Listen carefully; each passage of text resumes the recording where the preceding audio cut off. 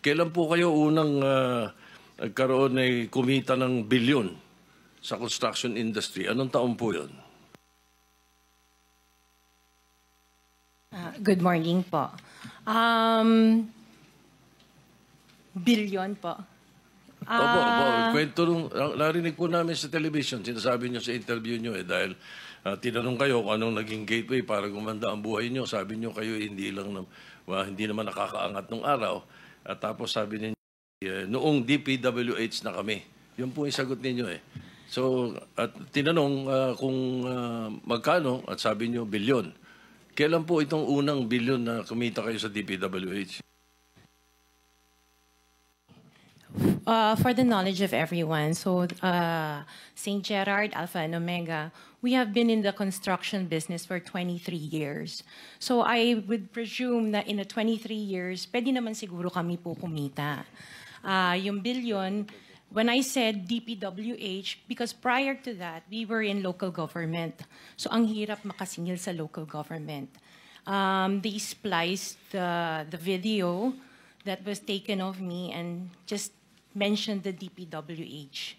So, contractor na po kami for 23 years. So you're saying that the television station and the persons interviewing you edited your answers?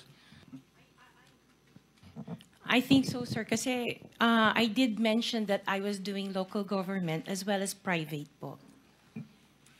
Yeah, if I may, with the permission of the chairman, Senator President Pro Tem. Ma'am Sara, ano ba naging trabaho niyo bago kayo pumasok sa mga kontrata sa gobyerno?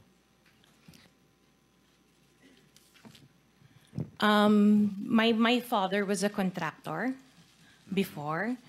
Nangongontrata rin Pero siya? yes po, Nangongontrata rin sa for DPWH? LGU po.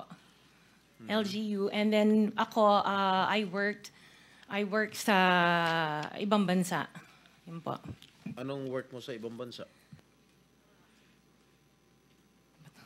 I was a dental receptionist and an orthodontic nurse. So you are a doctor? Nurse? No po. Yung asawa mo, ano trabaho? He works sa isang development corporation. And him and his brother were parang private contractors sa subdivision namin.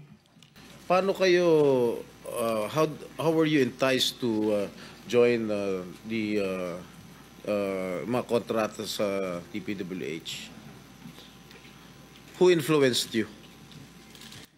Wala naman po. Nakita namin on PhilJeps na may mga projects na pwede palang mag-join. So we joined the bidding.